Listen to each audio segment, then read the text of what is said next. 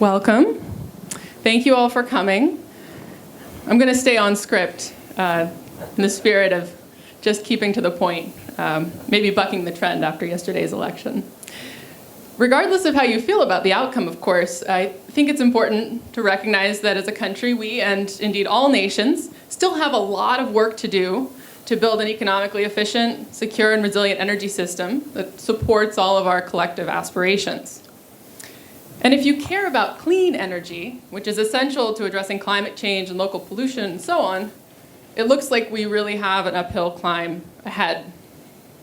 So here at MIT, we have invested substantial resources in building the next generation of electricity technologies, energy technologies, more broadly, future fuels, and so on. So is that enough?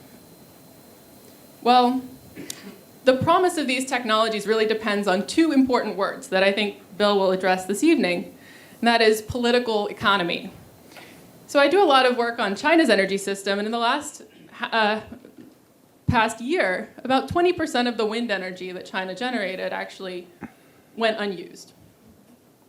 Went and got to the grid, but it never actually made it to consumers. And work that I've done with one of my PhD students has suggested that it's actually rigid annual plans and must-run thresholds for coal units and sort of elements of the planned economy that complicates these efforts to try to accommodate this important intermittent resource. So when Bill Hogan and I were sitting together a few weeks ago, he told me that the tensions between mandates and markets were severely complicating efforts to transition to a low-carbon energy system. I at first thought he was talking actually about China, or perhaps another country, but not the United States. In fact, he was referring to the United States, and then he mentioned crony capitalism. And in fact, he was also, in this case, I think tonight we'll be talking about the challenges that these issues face, political economy challenges that are real today in the United States. Now, we're really pleased to have Professor William Hogan here to join us tonight to address the topic of electricity market design, political economy, and the clean energy transition. So Bill Hogan is the Raymond Planck Professor of Global Energy Policy at the John F. Kennedy School of Government at Harvard University. There he's also the research director of the Harvard Electricity Policy Group, HEPG, which is examining alternative strategies for a more competitive electricity market. Bill has also been a member of the faculty of Stanford University, where he founded the Energy Modeling Forum, and he's a past president of the International Association for Energy Economics. His current research focuses on major energy industry restructuring, network pricing and access issues, market design, and energy policy in nations worldwide. Please join me in welcoming Professor Bill Hogan.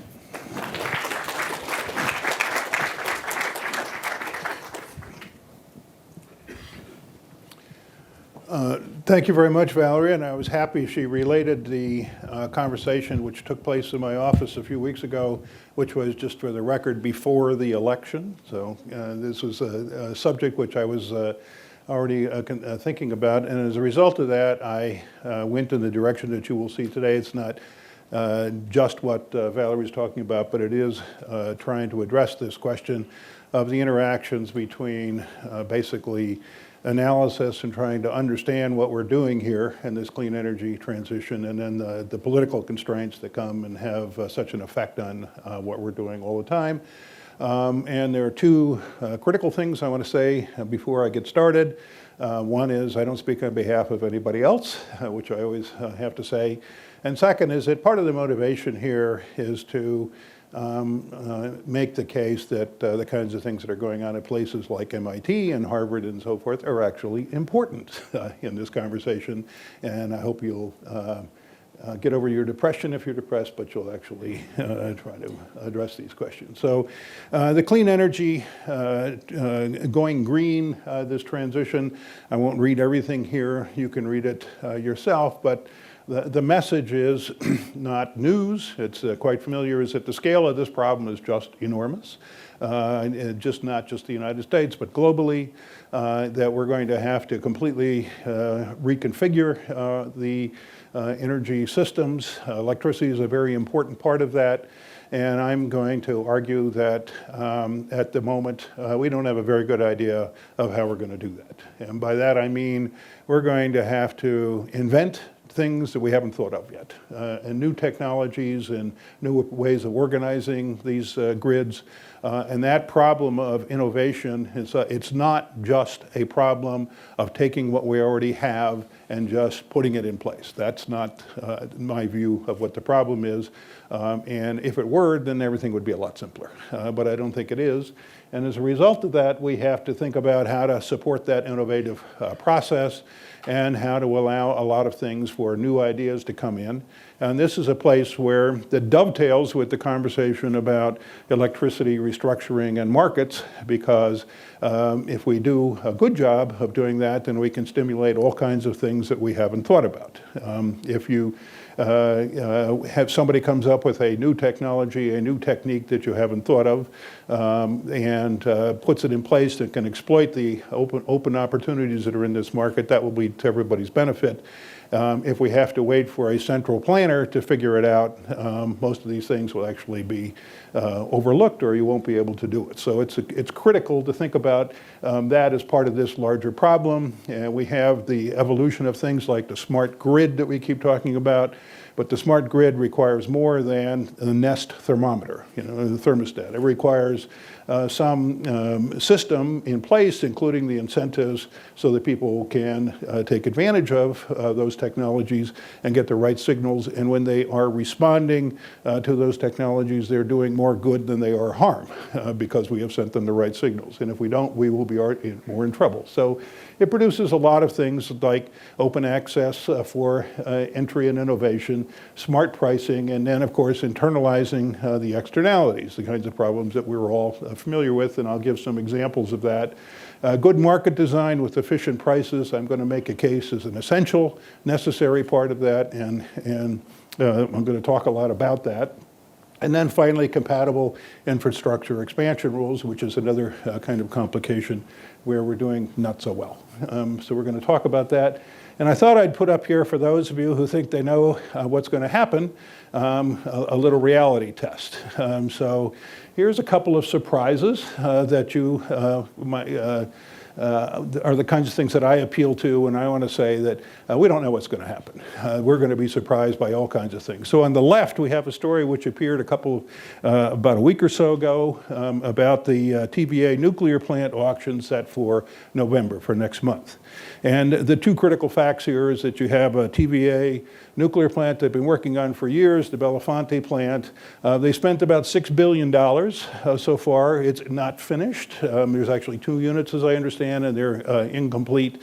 And they decided that they're going to get out of this business, and they're going to sell off the incomplete plants and let somebody else figure out what to do with them.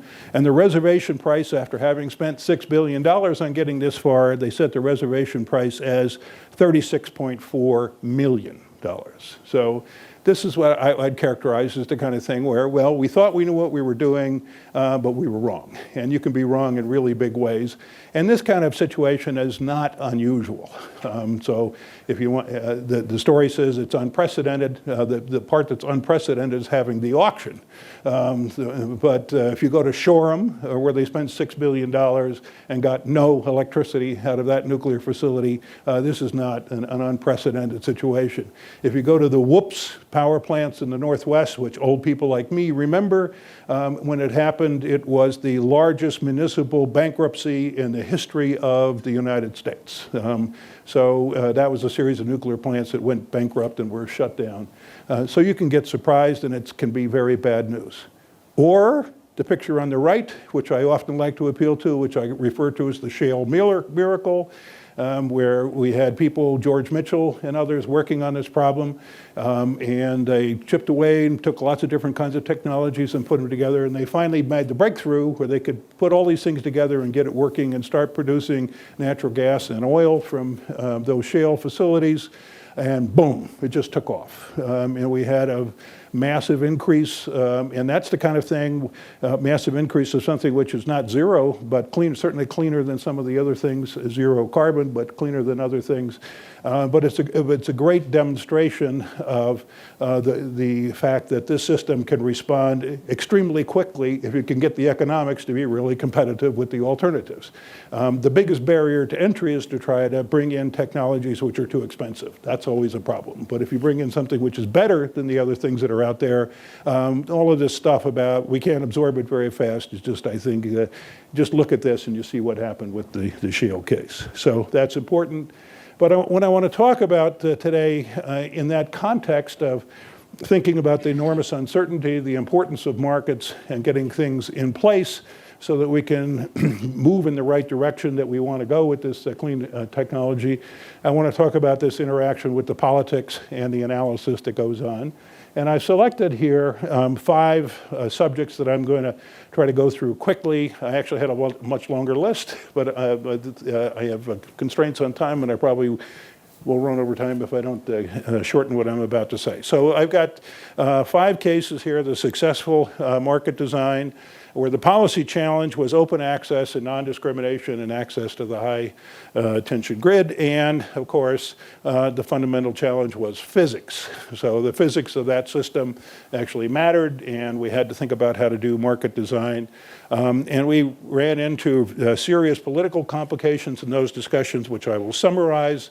And I've listed off the kinds of things that I put in that category of political complications. The first one is rent seeking, which I'm using as an economist term, which is where people are trying to get money, special deals, and transfer funds from other people to them, basically, but not adding to the efficiency of the system. One of the things that I have is an open request is when I talked about this with Valerie, I talked about it as crony capitalism, which is another implementation. I don't like either one of those terms because it's not exactly crony capitalism, and rent seeking is something nobody understands when you say it, so it isn't very helpful. So I'm looking for a nice, pithy phrase to capture this problem of people coming in and saying, give me the money and then I will provide whatever you want, seeking the rents. And you'll see that rent seeking is repeated under all 5 of the categories here because it's a normal characteristic. It's not, I mean, I'm not surprised at it. Stakeholders come in and everybody is this is always going to be true. It's true everywhere. But we have to keep that in mind when we're battling it. The second example is the missing money case. If you're familiar with this, you know, this came out of actually work from Paul Joskow, amongst others, here at MIT. But we had, when we put in organized markets, we had volatile and high prices, but the problem is they weren't volatile enough and they weren't high enough. And so we couldn't get enough earnings for people to invest in new generation of the traditional type, and that created resource adequacy concerns. And when we turned around trying to solve it, there was a very strong pressure to socialize the cost as opposed to changing the fundamental problem of the pricing in those markets. Demand response is another category, and here I'm using it in the very special term about paying people not to consume energy, where we had fixed price tariffs and volatile and changing costs of load, and that created a problem. And that produced a huge debate, which I'm going to talk about, in which was the central problem, in my view, was the false equivalence of megawatts and megawatts, and we'll talk about that. Transmission expansion, this is an area where markets just can't solve the problem by themselves as far as we know. I think merchant transmission investment, although useful and can be done, is not going to be the complete solution. So we're going to need a regulated hybrid system that supports the market that we're talking about, but deals with this transmission investment problem. And here, what we're seeing is very, very hard choices for regulators. And they just don't want to step up to the plate and face the hard choices that they're making. And I'm going to illustrate that with some examples. And then finally, I'll close with the green agenda and climate and other emission externalities, where we have inadequate R&D for innovation. And then we have this political problem, which is and I'm happy I wrote this before the election, we have this divide between deniers and true believers. And So that's an election-proof statement, right? So it's still true. It was true before, and I'm going to expand on each one of those things. So first thing I'm going to do is start with the good news. And so the good news is the evolution of these markets that has flowed essentially from the Energy Policy Act. And people who have heard me talk about this before here, that MIT led the way in that process. And I cited two books here that are very important, Markets for Power by Schmolensky and Joskow, and then The Spot Pricing of Electricity by Schweppe and his team that developed the pricing methods that are now embraced. And in that book by Joskow and Schmolensky, they said the practice of ignoring the critical functions played by transmission system in many discussions of deregulation almost certainly leads to incorrect conclusions about the optimal structure of the electric power system. So that was prescient because that actually turned out to be the central problem in dealing with introducing competition in markets in the electricity system. And it was hard to do because of the physics. And the answer came from the Spot Pricing of Electricity book that was written by Schweppe. And the conceptual problem was in the middle of the generation, transmission, distribution hierarchy on the wholesale side. The middle part was how do you provide access to this natural monopoly of the transmission grid? And it turns out there's actually two monopolies there. One is the wires themselves, and that's easy. And the other was coordination and system operations, and that's hard. And that was the part that was a challenge, but we spent time figuring it out and developed this model, which is now embraced in all of the regional transmission organizations in the United States and is expanding within the United States.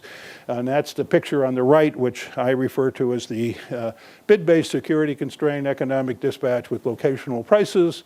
And that is, as you know, for the people who followed me on this, that's the name of the model. Because I found that when you tried to find shorter names, people forgot what it was about, and then they would miss the point. And so if you give it that name, and I started using this years ago, and then it started showing up in regulations and tariffs that came out of the federal regulators, they would refer to the bid-based security constrained economic dispatch with locational pricing, which is the name of the model. The basic idea is that we have an independent system operator, and that is done so that we can have a level playing field for the parties who are getting access to this grid. The system operator is running the traditional economic dispatch. There's nothing new about that. All that's new is that we're pricing it, and the prices are the locational marginal prices. And if you do economic dispatch, the only consistent set of prices are the locational marginal prices. Anything else is going to create inconsistencies and arbitrage opportunities if you don't do that. Financial transmission rights are part of this story, which are there in order to provide hedges between locations of the congestion costs. And all of this is important because this is, in fact, the only model that supports open access and non-discrimination. So if you want to have that, which we say in the law, then you have to do it this way. And if you're not doing it this way, then somehow you're not going to have open access or you're not going to have non-discrimination. How does it connect to the green agenda? Well, I already mentioned about why innovation is so important. We want to have an open access, non-discriminatory system. This was the model which will give it to us in order to support all kinds of things, improved efficiency, including innovation. The electricity market design matters so much just for the simple reason that all these pieces have to fit together. If they aren't there together, then the system will unravel, as we have seen from plenty of example. And the form of policy support matters in this context. So what do I mean by this? Well, I mean that things like the production tax credit has unintended consequences. The production tax credit for wind, because it changes the marginal cost, which for the perception of the parties, and then you get negative prices in the system because of the way people get remunerated through that. Whereas if you had an investment tax credit only for wind, you wouldn't have this problem. So people would come in and they would still get a subsidy, but they wouldn't disrupt the rest of the market, and that's an important part of the story. So this is a success story. When we talk about this market design, this is a success story for a variety of reasons, not the least of which is it meets all these principles of an efficient market design. When we talk about these issues, you often see parties into the conversation, including regulators, suggest a long list of other kinds of principles that have to be addressed. And I've listed them off. One such example, and I picked it just because it happened to be, was on my mind because I was reading it recently. It came out last week from the New York Public Service Commission staff. And they have all of these things about certainty and gradualism and technology neutrality, list everything. So it's a kitchen sink kind of list. And when you have a kitchen sink kind of list, it doesn't provide any guidance at all. Right? So because it doesn't discriminate amongst anything, it doesn't tell you what to do, and you could justify almost anything under that. And what you run into a lot of times is the argument in implementation. We often invoke another principle, which is the perfect is the enemy of the good. Now, I'm sensitive to this because I've heard it a lot. And so I go to meetings and I say, you have to do it this way. If you want to have open access and non-discrimination, you have to do it, and they say, the perfect is the enemy of the good. So we'll do something that is approximately like that, but we don't need to be perfect. Well, we actually did that in the context of the electricity market design in the early days. And I won't go through all the story here, but the pathways refer to various kinds of events after the Energy Policy Act of '92 and then Order 888 that came out in about 1996 at the Federal Energy Regulatory Commission. And they rejected this market design, which is the only way to do it. And they rejected it on the grounds that it was too hard to understand and we wanted something that was quick and simple. And then they put in something that was quick and simple, which didn't work in theory, and then we found out it didn't work in practice. We went around all kinds of different things. And basically all the little flames there are places where we had catastrophes, where the markets blew up and so on. And basically after all of those catastrophes in PJM, in New England, in California, in Texas, they were reformulated and finally got around to everybody adopting the same model, which is the only one that works. So that was not an easy process. It was extremely expensive. The California case was especially problematic and expensive, as people know. But I think I came away from that convinced that another way to consider this, given the importance of the electricity sector, is that the question is the perfect the enemy of the good? Is it, I've now posted as a question, or is the right way to think about the problem that good enough is neither good nor enough? And I think that's actually the lesson of the experience in what we developed so far.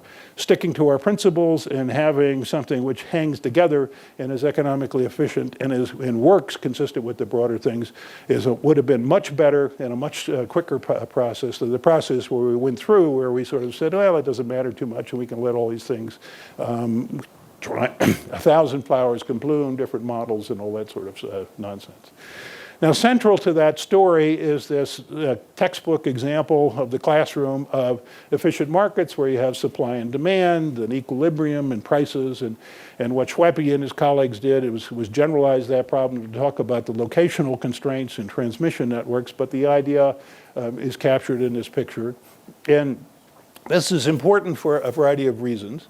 One, of course, is just the central economic efficiency story and welfare maximization that we teach in our introductory economics courses.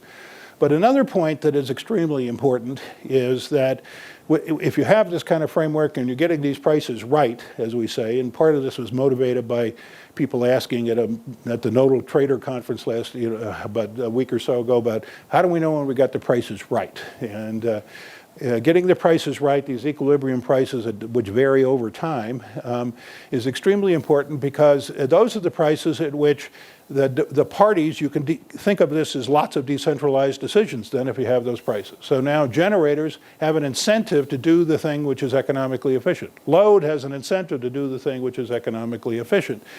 And if we have thousands and thousands of generators and millions of loads making all of these kinds of decisions, if we don't give them those prices, they're going to make decisions that are based on the prices we do give them. And they're going to do things which are inconsistent, which are economically inefficient. And then we're going to have to adopt rules in order to stop them from doing what they're doing because of the prices that so you can see where this is going. I think that there's tremendous advantage that goes well beyond economic efficiency just in making the system internally consistent if we adopt this kind of a Schweppe framework and models. So that was the good news. It took a long time. It was very difficult. I could tell you a lot of stories about all the things that happened, but we've ended up today where this pretty good market design is used in these various RTOs and is expanding in the West in the energy imbalance market.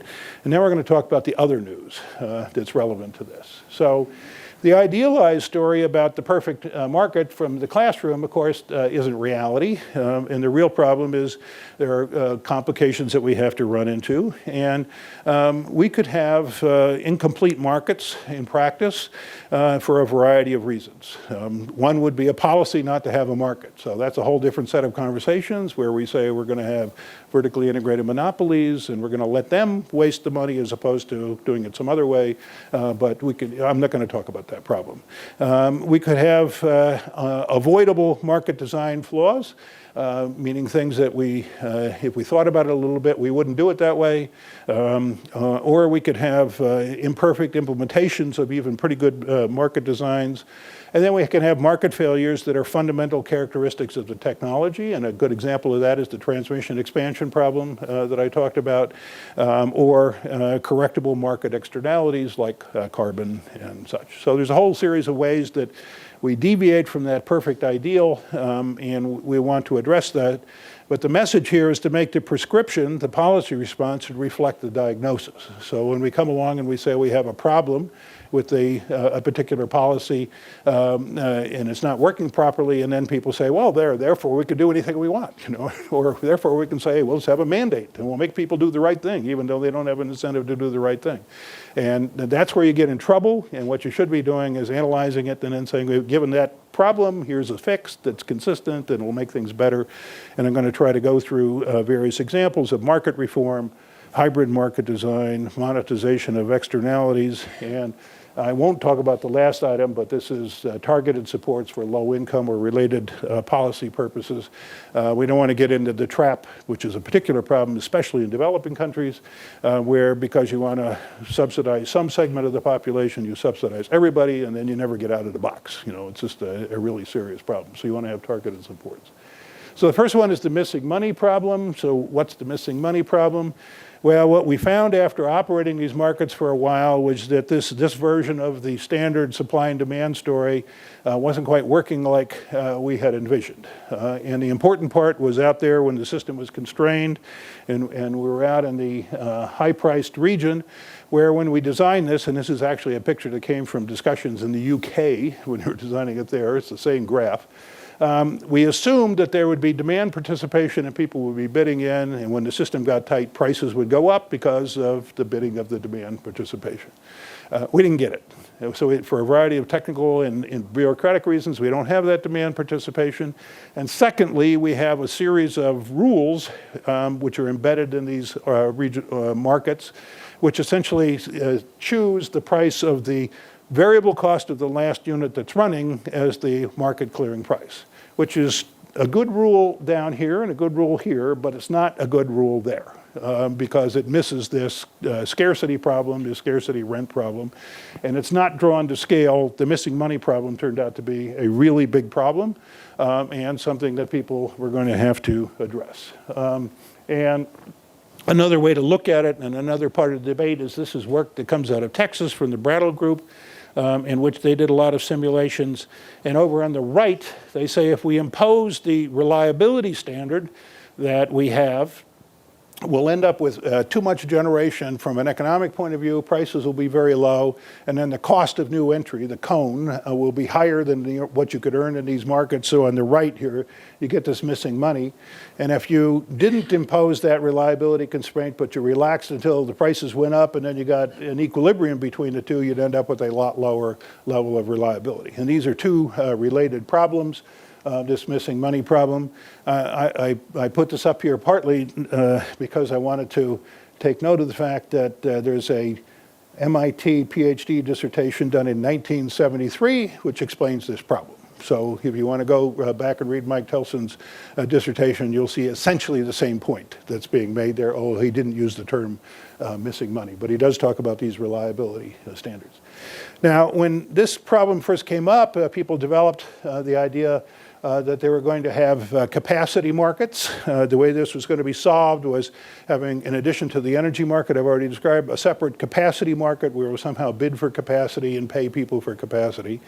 And when this idea was first suggested, I told the folks who asked me to get involved that I didn't want to get involved because I didn't think it was going to work. I thought it was inconsistent with the theory of the case, and it was going to collapse of its own weight and go away. So I didn't want to worry about it.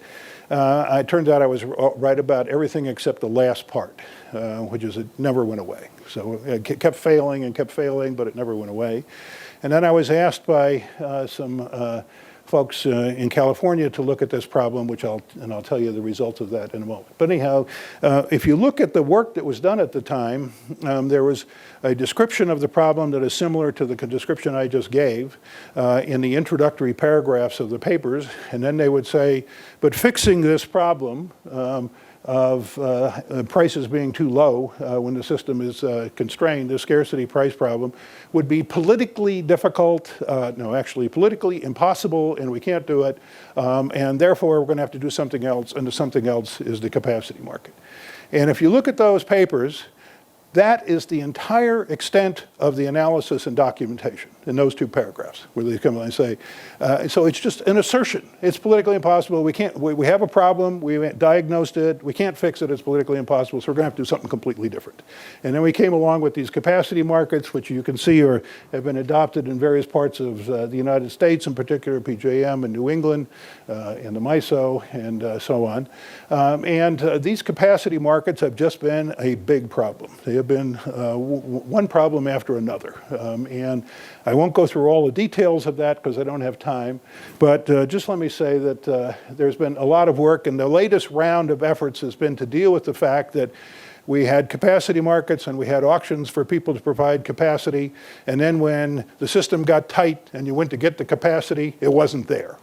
So people didn't actually perform. And they had a variety of stories about why they didn't perform, and there's lots of examples of that, but that became a big problem towards around 2010, and they first noticed it. And New England and PJM have been working on this problem ever since. And they finally came up with a strategy for dealing with this problem, which is to create a capacity performance requirement and a capacity performance system, which is if you win an award in the capacity market, then you actually have to show up. And if you actually show up, you're okay. But if you don't show up, then you have to pay a penalty. And if you show up with more capacity than you were obligated for, you get to capture some of that money. And they go through a complicated story about figuring out how much money is going to transfer back and forth between the two of them in this capacity market.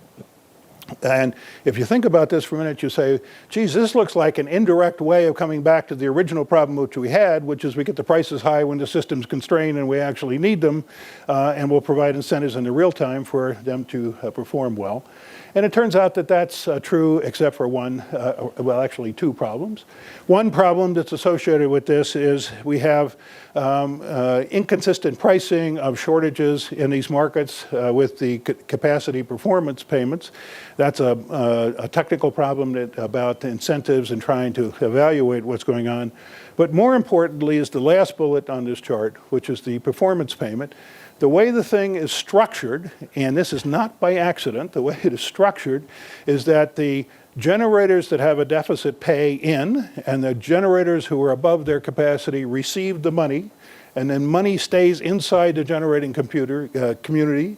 It's a net transfer between them, and it has no impact on real-time prices directly. So it's half a market. There's half a market for the supply curve. So you watch what's going to happen is when this is first invoked, we're going to have generators that are going to be paid $5,000 a megawatt hour for power, and right across the street is somebody who's going to be running his air conditioner and paying $50 a megawatt hour for the air conditioning. That's going to happen because that's been designed into this system. And it's just, when you look at it, you say, why did they do that? Well, they did that because if they didn't make it a transfer payment just amongst the generators, it would affect the prices that load would actually see. And the political problem is you can't raise the prices for load, and so we have to design some jury-rig system which gets the system. It's crazy. But that's where we are in these capacity markets today.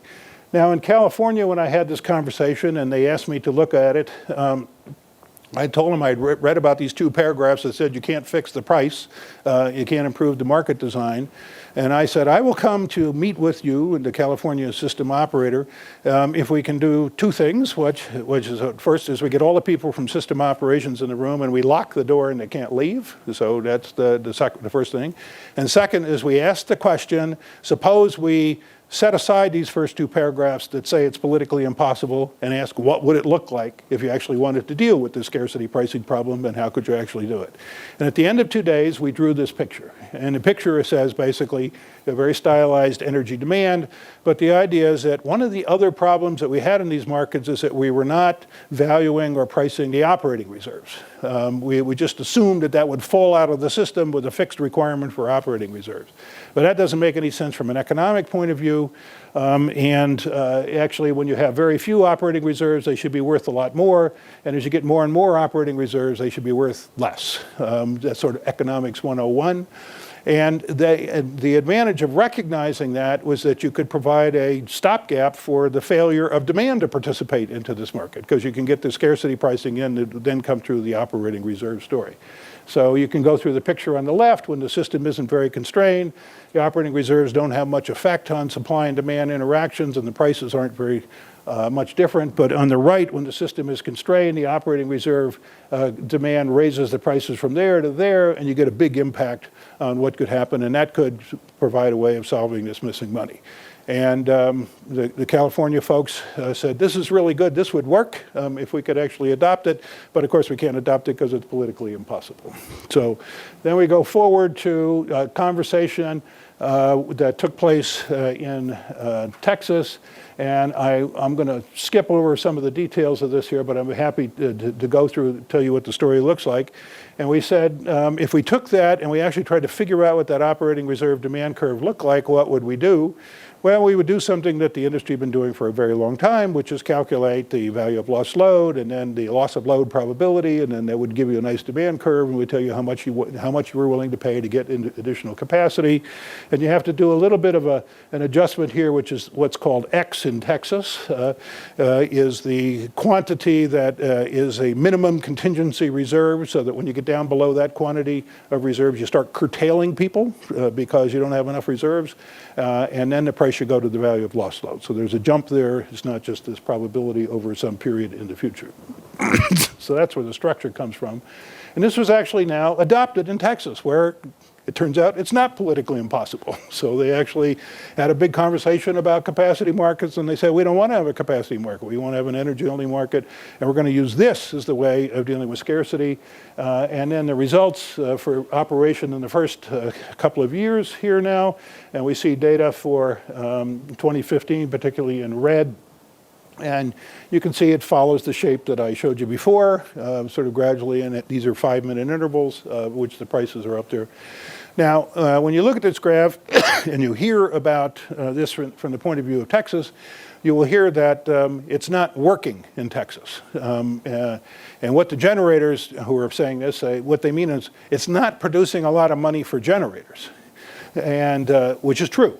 It's not. These prices are relatively low and relatively infrequent compared to what they would like to have. Why is that happening? It's happening because we have too much capacity. Right? It's happening because there is no resource adequacy problem. It's happening because there's no scarcity. So the fact that a scarcity pricing model doesn't produce high prices when there's no scarcity is an example of success, not failure. And so far, it's working just fine. It's going through review in Texas now. They're going to make some minor changes. But this is a really important test case, and it's important in demonstrating that this is a feasible idea. And what I thought I'd do is to show you the comparison with how it's done elsewhere. So here's the PJM story. So the blue line is the actual ERCOT operating reserve demand curve in place today at $9,000 starting up here. And then this is the corresponding PJM-wide operating reserve demand curve that they've specified. And it's not scaled so to the different size. So PJM is 140 megawatts versus 30 in ERCOT. So you could divide this and shift it to the left if you wanted to do it on the same scale of the total load, but I just overlaid the two of them. Why are the numbers so different? Why are they so low down here? Well, it comes from two problems the picture doesn't, one of them causes it, but there are two things in PJM. The first is they don't always use it. So this is not something, in ERCOT, it's there all the time. And whenever you get down low, and that's why you get all these hours where the thing is coming in, they don't have to make any decisions, it just happens automatically.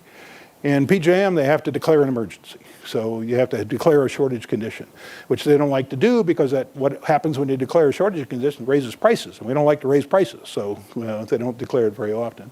And secondly, you ask, where did they get the numbers for this demand curve? And the answer is very hard to find out in the documentation, but there's some hints, and one of them I gave you there, which is this is not a demand curve that tells you what economists mean by demand curve, which is what's the value of providing it. It is rather their view of the cost of providing it. It's a supply curve inverted. And so they've gone around and estimate how much they think people will have to be paid in order to get them to provide it, as opposed to how much it would be worth to actually have it. And then they make that a cap on the price in the system. So the prices can't go above this red line here in the system. So they conceptually got it backwards. And why do they have it backwards? Well, because politically, the fundamental problem is they don't want to give load higher prices. They don't want prices to reflect the actual scarcity conditions. Demand response. I'm going to go through this quickly. So here we have the problem of demand bidding. Demand participation and demand response, I'm going to use the terms differently now to mean two different things. So demand participation is what you saw in that graph previously, which is people bid into the market and they tell if the price is too high, they don't consume so much, and you charge them for what they use. So this is like normal stuff, okay? So you charge them for what they, and demand response is the idea that was introduced of pay demand for load not taken. So you estimate a counterfactual, and then you say in the counterfactual they would have consumed more, but now they didn't consume more, and so we're going to take the difference. That's the reduction in demand, and then we're going to pay them for that demand response not taken. And this was an odd fit that was spawned by retail rate design, where you had fixed prices for the retail rate and varying costs of meeting the load, and they were trying to find some way to get around the retail rate so you could pay them for reducing their demand because it might be worth doing at various times. This has been a colossal debate and a debacle, and I put in a whole bunch of things here that you're going to have to read at your leisure later on, but let me just tell you is that the problem stemmed from the fact that the chairman of the Federal Energy Regulatory Commission described himself as, it's an epic battle that I've been one of the soldiers in for 30 years, trying to get this scheme in place for demand response and paying them the way that he's doing. Now this is the person at the time who had the judicial responsibility to review the proposals that were coming in front of the FERC, making a public statement on the record that I am an advocate for this and I am going to make sure that it happens. I've been fighting this battle for 30 years. And he could not be dissuaded. And he said a lot of things about it, including things about me, because I was standing up and saying at the time, this doesn't make any sense and it's inconsistent economically and all that, but you can. And these are all quotes, so this is not, I'm not paraphrasing what they said. Then we come forward and we have litigation on this matter, and the problem is the double payment problem, which is actually you pay the demand response in effect twice for what they're doing. And there was appeals to stop this at the FERC. We couldn't stop it at FERC. The problem is essentially, if you think about it, going to a grocery store, and you walk into the grocery store and you say, I decided not to buy a banana today. Please give me a check. You saved all this money buying bananas that I'm not buying, so please give me a check. Okay. That's the demand response payment mechanism that we have in place today. So I decided not to consume electricity. Please send me a check. And it's a double payment. It then creates a problem, which is that it has costs that have to be recovered somehow. Those are going to be socialized to the other folks. That's going to raise the price that everybody else has to pay. So they had to put in a net benefits test to make sure that the amount that it raised the price didn't raise it above what it would have been otherwise for the non-participants. And that's just prima facie evidence that this is not consistent with market efficiency and all the other kinds of things like that. It's a complete disaster. Unfortunately, when the opponents went to court, they appealed on two grounds. One was they said FERC doesn't have jurisdiction and the pricing mechanism doesn't make any sense. And they conflated the two of them. It goes to the appeals court. The appeals court says FERC doesn't have jurisdiction. You win.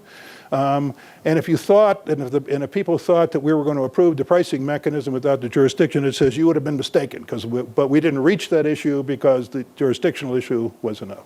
It then gets appealed to the Supreme Court. The Supreme Court reverses the decision and says FERC has the authority to do this, and they reversed the decision, but they said, and then there's this pricing mechanism which we don't understand, but and we're going to let FERC decide that. So it's back in FERC's court. So the Supreme Court did not embrace this stupid pricing mechanism, but there it is, and we have this political objective to get as much demand response, so we're going to subsidize it even though it doesn't make economic sense. It's a problem which I've written about elsewhere, and the bottom line is what you see up top here, is that FERC made a mistake. FERC should fix it because they have the authority even under the Supreme Court. Transmission expansion.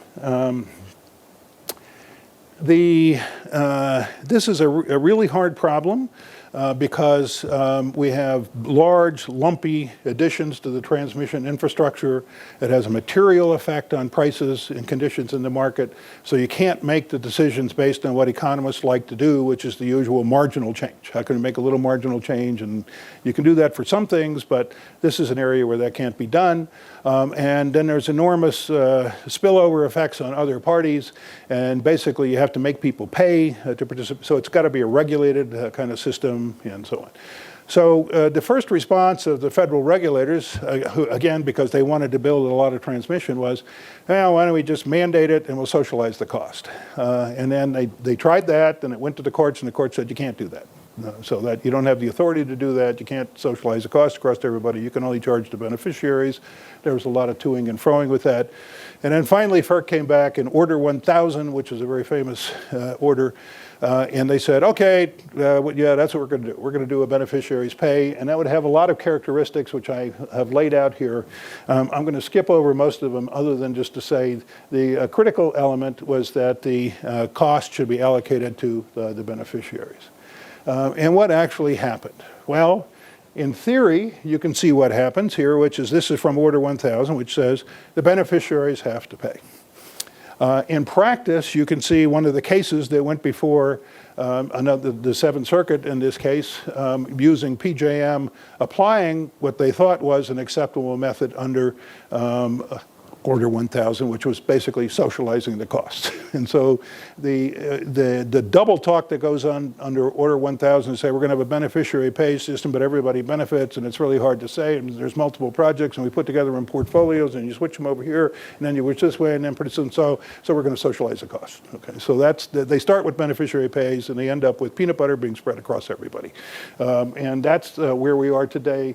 And the best example of this is what's going on with PJM, but I pick on them only because it's such a great example, but they're not alone. So the first paragraph that comes out of this is from the tariff, in which they explain how they're going to do cost-benefit analysis. And I use this in my class. People here who have been in my class know I use this as an example of regulatory mumbling. So when you have time on your hands, and you read that first paragraph and tell me what it says, because it's basically mumbling, and they have no idea what they're talking about.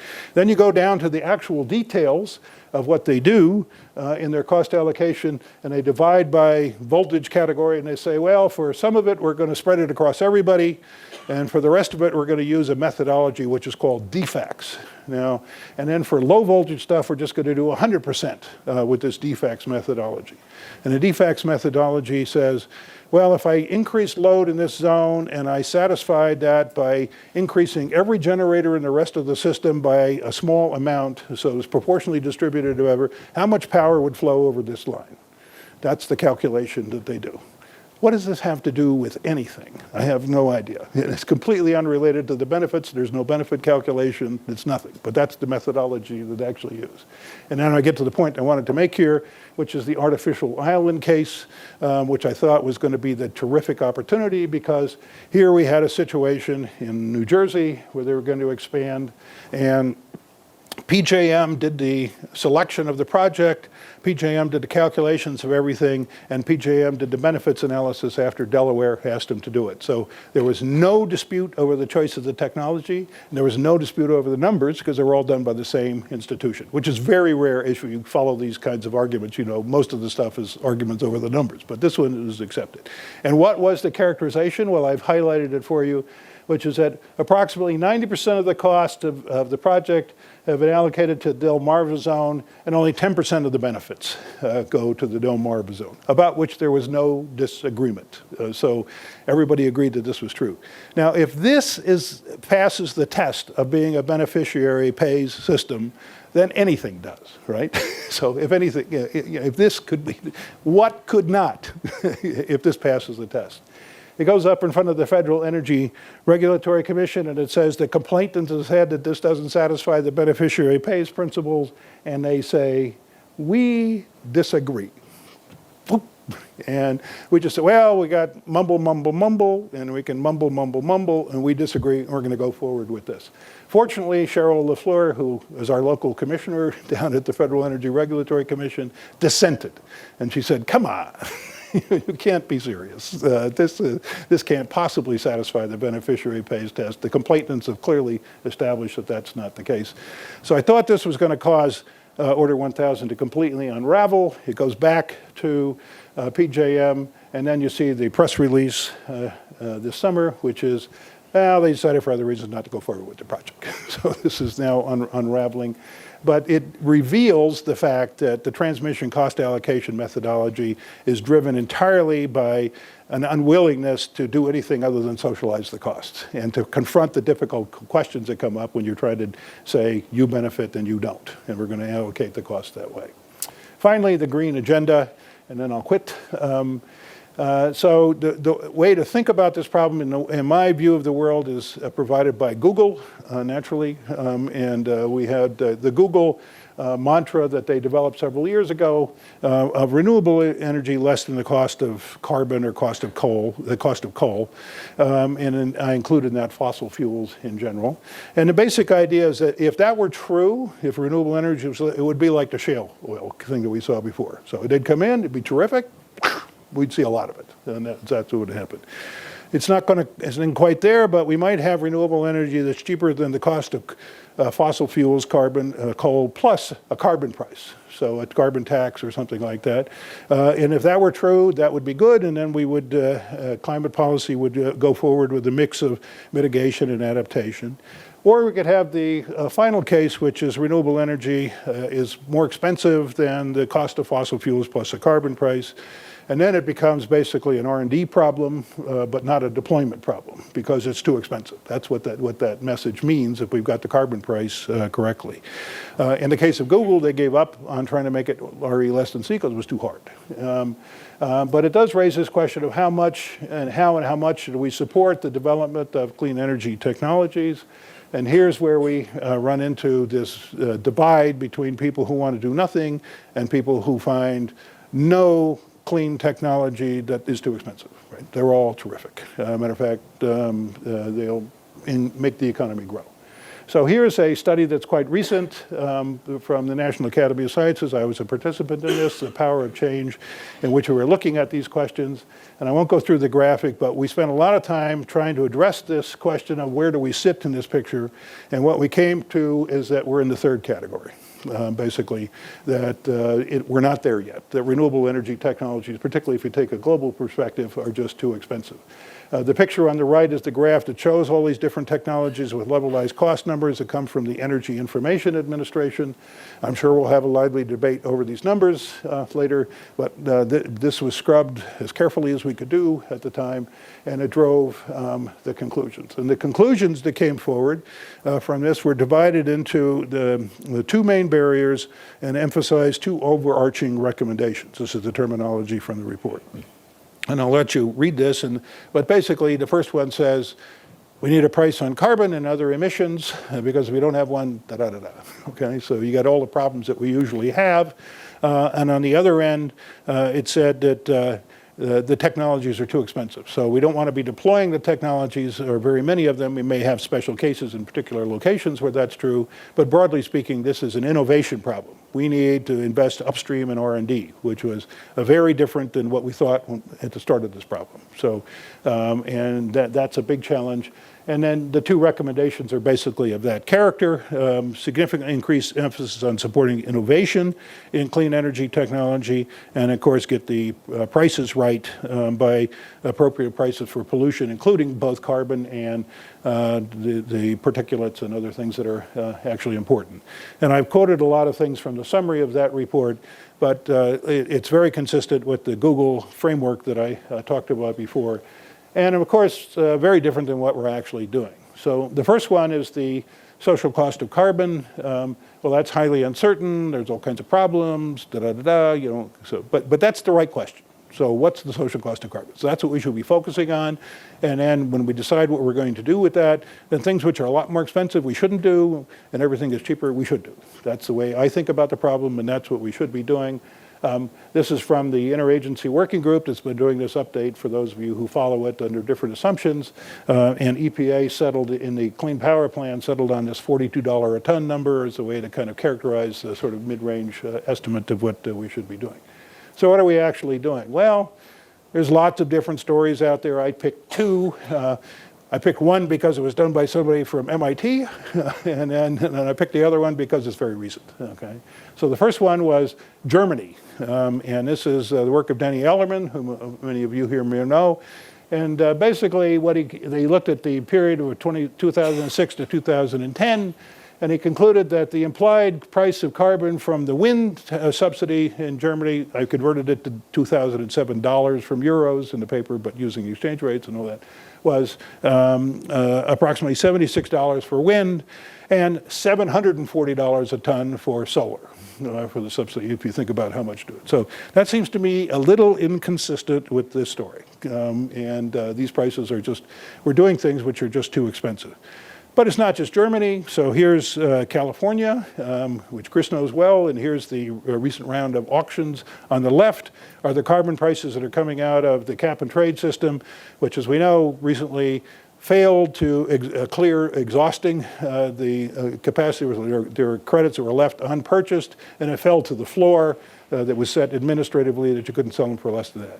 Over across the way, we have the low carbon fuel standard in California, which happily is denominated in carbon dioxide tons, and so you can look directly at the numbers, and it's hard to read them, but basically what you're talking about there is at the same time that we're paying $12 over here, we're paying $120 a ton for the low carbon fuel standard, so a 10 to 1. So what we've set up is complementary policies, the rent-seeking activity, do it for my thing, do it for other things, where we're paying a lot of money for expensive stuff so that we don't have to buy this cheap stuff.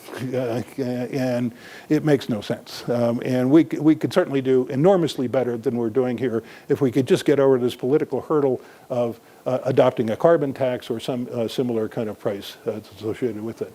And then finally, on this green story, I'll close with this quote from which I think is actually quite powerful, from Bill Nordhaus in a previous National Academy study.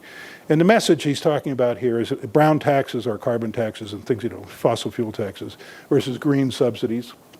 The message here is that when you have something bad that's coming out and you don't tax it, you try to substitute all the substitutes, you subsidize all the substitutes, there's too many and you have no idea what you're doing. And what you do is then create a whole bunch of subsidies, like the production tax credit, which then create a problem. So prices go down, and then we have to do something to subsidize the other plants to make up to the fact for the prices that have gone down because we say, so it just, and what he concluded, and his colleagues at the Nash, so in the net effect of all of these subsidies taken together was effectively zero. So we were spending a lot of money, but having no impact at all on a problem that we really wanted to do. And in the end, it's much more effective to penalize carbon emissions. So there's lots of opportunities for going to better. I won't go through the list. I just put them up here about but I could have talked about any one of them. They all have the same characteristic, which is there's a political problem embedded in it somewhere, which is making it very difficult to make progress in dealing with clean energy, and dealing with the environment, and dealing with efficient markets. But they present similar challenges. So all of the graduate students here that are finishing up their programs are going to have plenty to do. They don't have to worry about that in this doing. And then finally, the better news.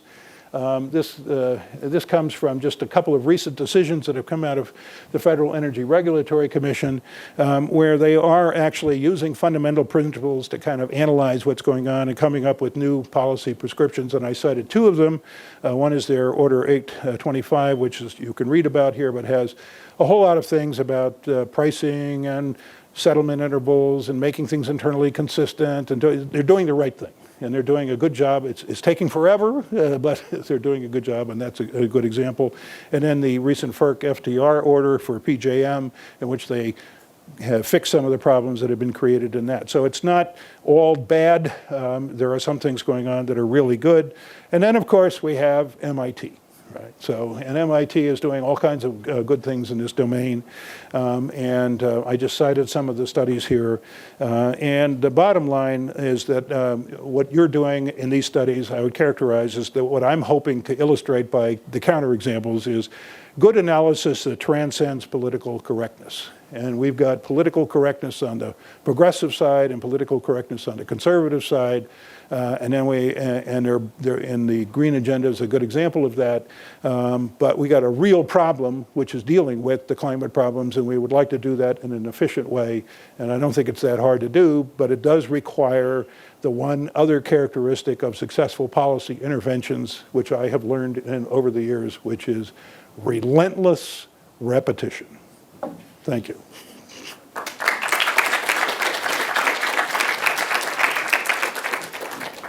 there any questions? Please come up to the microphone and briefly state your name and institution.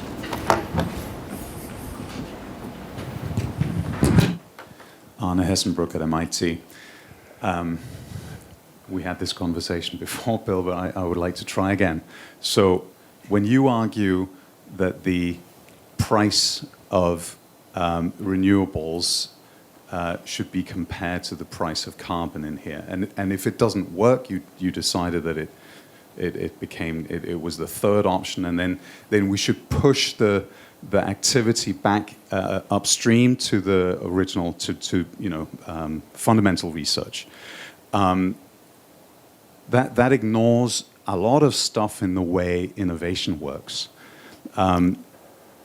You could, for example, imagine that if you were to allow a lot of new innovative projects where they could try out all kinds of new things, including new business models, they might be able to make money with data, for example. Then you could begin to have other things that shift the conversation over from just the price, the aggregate price, really, of renewable energy versus coal. And if you frame it the way you do, and the problem should be pushed to fundamental research, you don't allow the innovative process to happen where you have to try out new business models and come up with something that you can't see in advance. Well, it's a good question. It comes up regularly, and I have an imperfect answer, but I'll give you my answer. Okay. So the first place is when I'm talking about pushing it upstream. If you go to this National Academy report on power change, they have a description of the research and innovation process and all this thing, and I'm talking about all the way out to the first few large efforts to do it. So sort of demonstration of concept, and the experience there is often is that when you do that, it actually turns out to be more expensive than you thought, but then you get it, but you're trying to get over that hump. And I'm talking about that whole system as being upstream from the decision to just deploy a lot of it. Okay, so now we're going to deploy a lot of it. We're just going to have a feed-in tariff. Anybody who wants to do it can go do it, and we'll just let them go do that. And I think the benefits of the upstream parts have a market failure problem for all the traditional reasons about R&D, and we should be doing that. A lot of things that you're talking about aren't really externalities because they can be captured by people and they can get the benefits associated with those. We don't need government policy to do that if it's true that they're really there, that those opportunities are there. And there's lots of businesses that are working like that. And then finally, there's the learning by doing component, and I didn't spend much time on it, but the quote is in the report about what we concluded in this study, which is when you look hard at those numbers about you just deploy a lot of it and then you have spin-off and the costs go down and you can't capture those privately, so we should be supporting it. That's an intellectually coherent argument, and I think, yes, there is benefits from learning by doing, and they're really small. And that's the problem. So when you start saying how large a subsidy do we need for deploying this technology, it's way smaller in order to capture the benefits of learning by doing. It's way smaller based on the estimates that we have than the subsidies that people are actually talking about or that we actually have in place. So it's not a qualitative argument, it's a quantitative argument. I just want to point out that New York's Renewing the Energy Vision provides for, and that's a regulatory initiative, so it's that's a political choice, and that enables exploration of new business models for the utilities, for example. Pencil and paper exploration is okay, but TVA had a business model which was developing new nuclear plants, and they spent $6 billion and got nowhere. I didn't have time here, but reforming the energy vision would be an interesting conversation that we could have about this, which is subsidizing nukes, right? And that's what they're doing now. That's the latest thing, yes. Well, actually, I was going to bring up reforming the energy vision a bit. Hi, I'm Richard Stubbe, an independent consultant. A lot of the discussion so far has been about wholesale market design and structure. As you move forward into DER technologies, and as they become more and more economic, and with the REV proceeding, trying to design market structures around encouraging optimal investment decisions and dispatch decisions on distributed energy resources, is the addition of that, if those technologies come to market in a big way, is the addition of that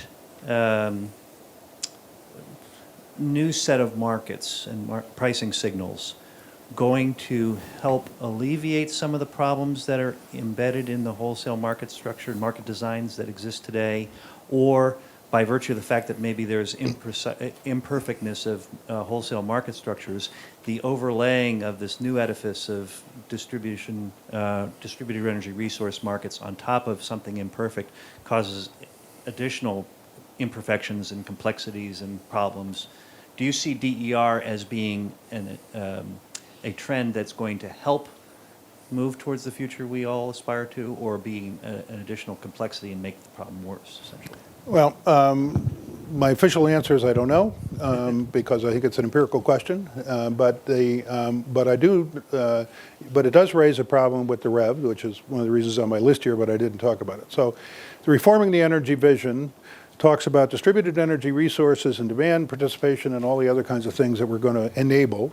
And they use the word transactive all the time, and the idea is that individual parties will then transact with other individual parties, and there will be this vibrant market that will develop on this platform going forward, which it may or may not be true. There's an excellent paper that was done for the Reforming the Energy Vision that described, if you wanted to do that, what would you have to do? And one of the things you have to do is get the prices right. So you get the price of what's the price of real power, what's the price of reactive power, what's the price of reserves, and how does it change over time and location, and get the signals to people so that they can make transactive decisions that reflect what's really going on, so they make it better rather than worse by doing these transactions. What is actually happening in New York? What is actually happening in New York is they're saying, we're going to have a high-level vision of transactive energy demand. And then they come back and they say, but that's really hard, it's going to take a long time. So in the meantime, why don't we identify the value stack, okay? So what is the value stack? Well, this is like avoided costs for demand response. I'm going to say, well, this is really worth a lot because I'm not going to have to build transmission, I'm not going to have to build distribution, I'm not going to have to buy generation, I'm not going to have environmental effects, I'm not going to have, and then you get a big number, which is what we did back in the 70s with the avoided cost calculation for utilities, which is what led to the cost overruns and the need for electricity restructuring and all the things that we did as a result of that actually not working. So they are not implementing the vision. They are implementing a retread of what we tried back in the 70s with all those avoided cost calculations. And they're just so subject to manipulation and all kind of thing. If they actually did what they said they were going to do, and they started getting these prices right in the way that this white paper that was done by Dick Tabers and co-authors here, that would be terrific, and I think that would be a wonderful way to go. And then we can find out, and whether it's a huge or not. I think it's actually probably very large, but I don't know. And I don't want to have the market design based on knowing the answer to that question, because I know I don't know. And so I want to have the market design to send out the right signals, and then if it turns out that they're really beneficial and it's all kind of thing, that will develop, and that will be good. And if it turns out they're not, it won't, and that would be good, because we don't want to support these. But that's not the way they're going. When you read about what's actually happening there, and the latest round of this study for the clean energy and renewables and all this kind of things is just the value stack. And the worst moment is when Kaufman, the head of NYSERDA, was asked about the subsidy for the nuclear plants. And now you can say whatever you want about, everybody know about this, the special payments for nuclear plants in upstate New York, not downstate, but upstate New York, because they're underwater. Now they're underwater mostly, they're economically underwater, mostly because of gas prices, not because of anything else, but they're economically underwater. They were asked, are these subsidies for large-scale upstate nuclear power plants consistent with reforming the energy vision? Now you can say many things about the subsidies for nuclear plants. You could even make an argument it's a good idea. I don't happen to support that argument, but you could make that argument. The one thing you cannot say is that it's consistent with the transactive reforming the energy vision. What was the answer that was given? Yes. So we're just deluding ourselves with this political problem of trying to solve the problem with but we're not actually implementing the kinds of efficient. And the climate problem, the clean energy transition, is a real problem. And we really do want to do that. And we want to get those incentives right and explain to all those kinds of things. But it's just politically extremely difficult to do. I don't happen to subscribe to the view that things are politically impossible. I think most of the things that I've worked on in my career have been things which were started out as being politically impossible, and they were politically impossible right up until the day we did it. And then it wasn't politically impossible anymore. So I don't pay any attention to that when people say that. I think you have to go back to first principles and analyze what are you doing. Then you may have to compromise along the way because you just can't get it, but at least you know what you want. and what they're doing in New York is not what they say they want, and that's a big problem. Yes, sir. Hi, my name is Sriram Krishnan. I'm an MIT alum and with Photon Consulting. I like your arguments about efficient market design. I want to talk about TEPCO, where the single company is now turning into a holding company with the generation assets separate from the grid assets, separate from the retail business. And I see that runs counter two of your arguments you made, where you oppose the capacity payments between grid generators as well as the transmission expansion problem. The reason TEPCO did it may have to do with corporate structure and how they want to manage their balance sheet. But do you see that as an efficient market move where the generators start to become a separate entity versus the grid being a separate entity versus the retail side of the business, vis-a-vis a single owner of all of these? Well, if you're talking the Tokyo Electric Power, yes. Right? If you're talking, I've spent a fair amount of time in Japan talking to Tokyo Electric Power, but that was a long time ago. I haven't been following it very closely recently. But let's take New Zealand. So New Zealand is a small country, and it just didn't make sense to set up an independent system operator. So they have Transpower of New Zealand, which took over the grid and owns the grid and operates the grid, and they have a system operator. And what they did is ring-fenced the system operations inside so that they would not favor one set of generators over another and do all that kind of thing. And that's the critical problem, is to make sure that they treat people in a non-discriminatory way so that you can get markets to operate and entry, or otherwise people won't come in. because they say, you're just going to screw me. So, and this is a capital-intensive business, and after I make an investment, then you'll just steal it from me. So you have to have credibility of that kind of market. And I think it's extremely difficult to do. And I think New Zealand had a story because they were small and all that kind of stuff, and it seemed to work reasonably well there. Japan is not small. TEPCO is not small. I don't see that it's sustainable. I understand they're very conservative, and they, want to go, but I think I would tell them the same thing I told them before, which I'd tell them now with a lot more examples of the kinds of problems you get into if you don't do that. And if you want new generators to come in and invest and take risk in that kind of a market, you have to have something that's a de facto independent system operator for that critical central issue. Thank you. My question, it relates to energy-only market design, and specifically ERCOT or Alberta, for example. And I'm wondering whether you think energy-only market designs per se are sustainable, especially given the atmosphere that we're currently in, where we have carbon taxes and we have specific mandates or targets for renewable generation to be achieved by a certain point in time. And the reason I ask this is because, do you think there are enough inbuilt pricing signals for new capacity to come in to ensure that we have system reliability in market designs such as those? Well, there's a trick, a question embedded in your question. And so if you say, if the reliability standard is 1 day in 10 years and we're going to enforce that reliability standard, then the answer is you're going to have to do something in order to provide additional incentives for people to build, because if you just let the energy-only market work and the operating demand curve work and all the other kinds of things that are set up, it's not going to produce enough money. That's what that ERCOT figure that Brattle did that I showed you, you'd have a lower level of reserve and reliability capacity. That's a fact, I think. I think it's unavoidable. But it then poses the question, why do we have a 1 day in 10 reliability standard? Where does this come from? Why does this make any sense? And again, my friends in Texas have been looking very closely at this issue, and they have discovered that it comes from the previous system operator who got it from the previous system operator who got it from the previous system operator who can't remember where he got it from. Right? And so it's been passed down as a rule of thumb, but with no principled foundation to it. So the conclusion that they've come to in Texas is, we're not going to do this. So, and we're going to have an energy-only market, and it's going to end up with a lower reserve margin than we had before, and that's okay.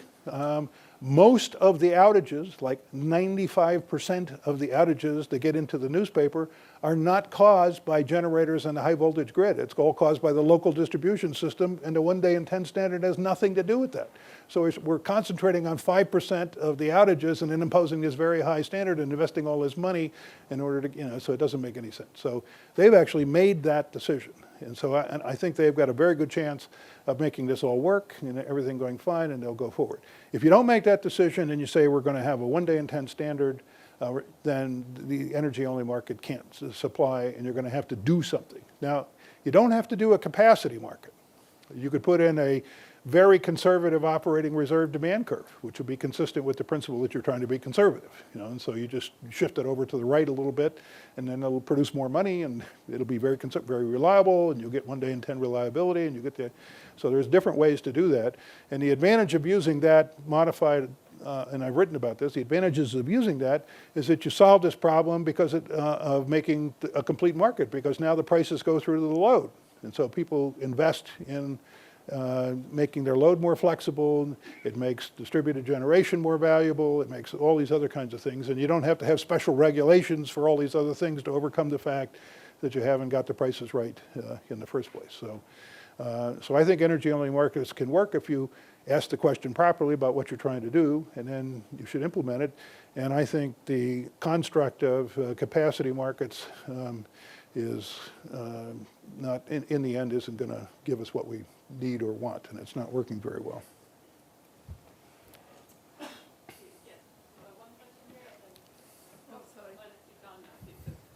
Maria Ilic, MIT and CMU. The reserve that you need depends on how you operate the system. You agree with that, right? Mm-hmm. So most of the bottlenecks in the Northeast, at least, they are not related to real power dispatch. They are voltage related and many other reasons related. Do you see any way that DCOPF will be evolving into something more advanced so that you need less reserves in the market? In other words, connect the market more to system integration rules. I missed just to depart in the middle of the code. Did you see anything in the what?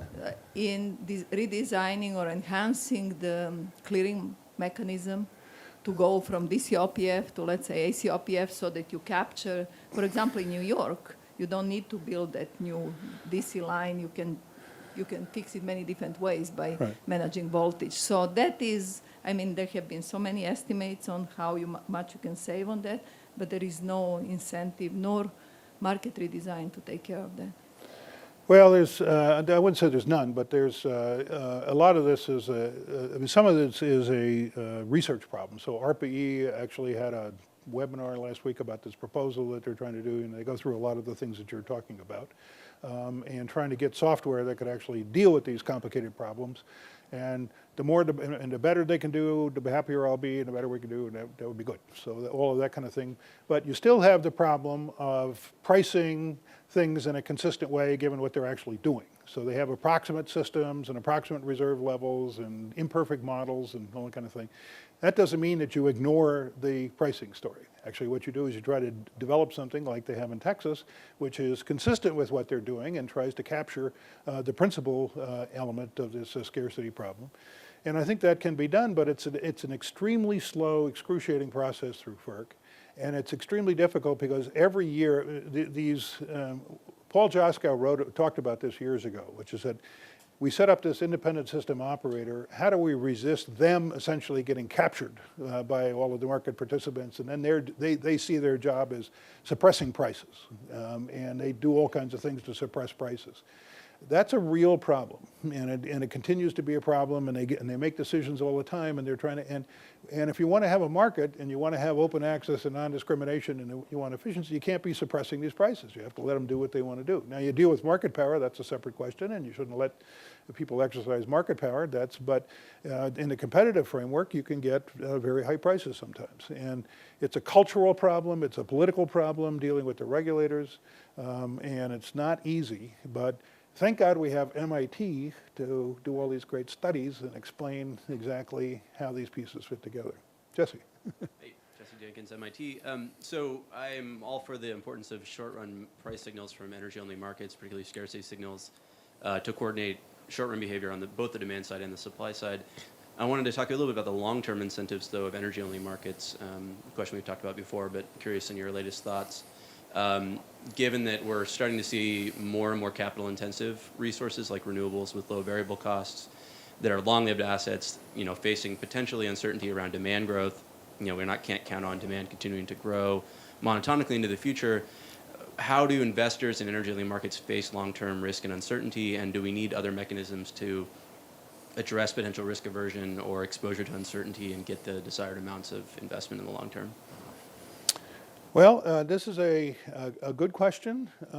It's not the first time that this question has come up, and it goes back to the early days of all of this, where people would make arguments that you can't run an electricity system without long-term purchase power agreements because people won't invest. And so we need to have these 30-year or 20-year agreements.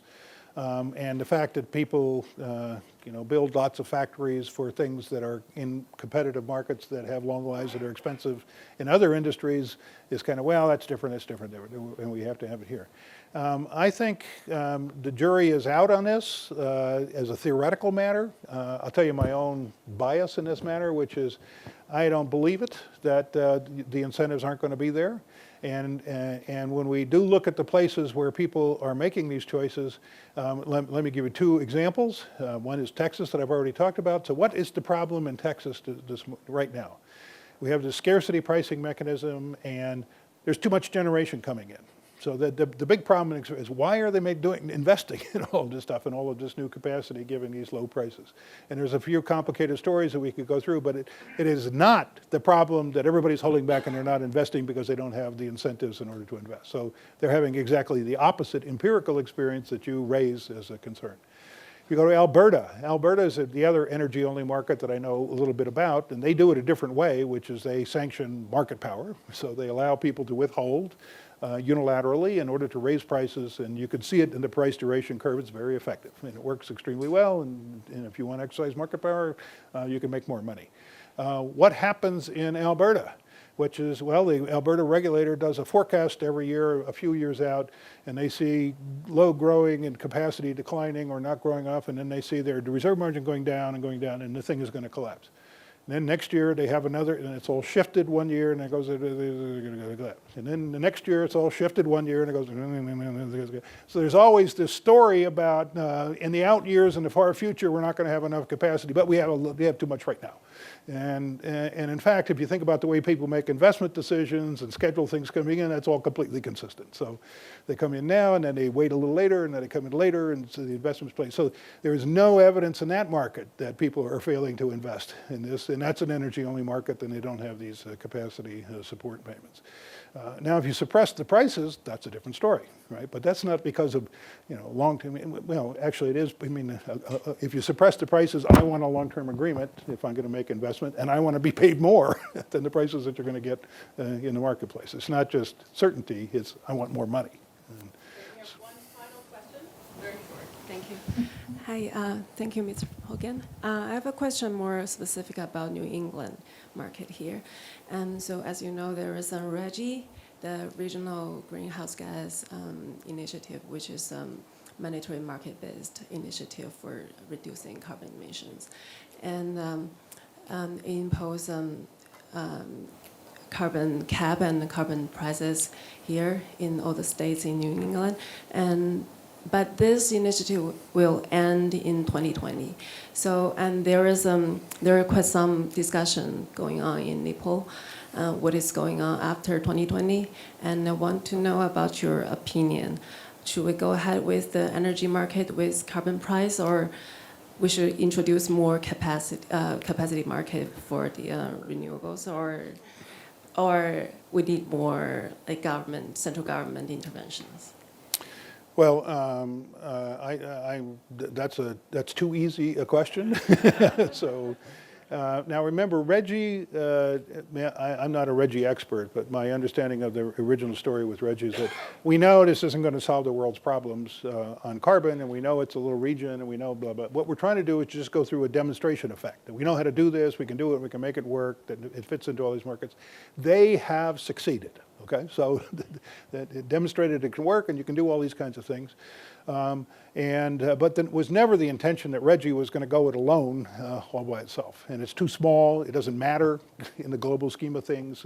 So if that was all we were doing, and we were arguing over whether we should do a little bit more or a little bit less, it has it's virtually no impact. So it has been terrific as a demonstration effect, but we need more, and we need something better. And there was the conversation about the Clean Power Plan that I didn't go through here.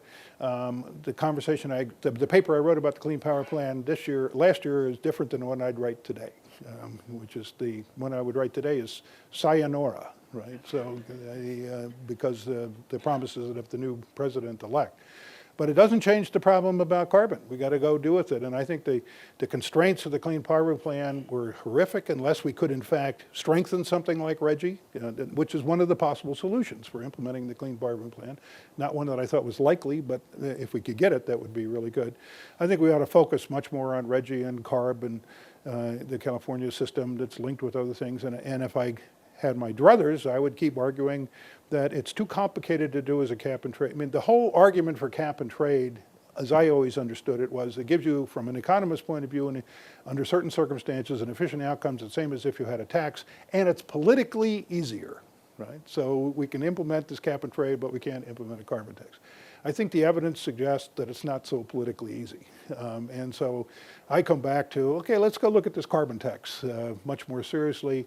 And we now have libertarian think tanks in Washington that were created in order to lobby for a carbon tax. So, I mean, this is a different world.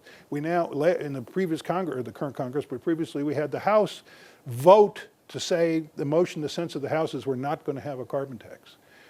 That's progress, right? Because before they get ignored completely, but now they're getting worried. Okay, so they're going to have to do so. So I think that's the direction to keep pushing. But I'm not opposed to Reggie, and I think it's at least trying to do the right thing. Great. This has been fantastic. Please join me in thanking Bill.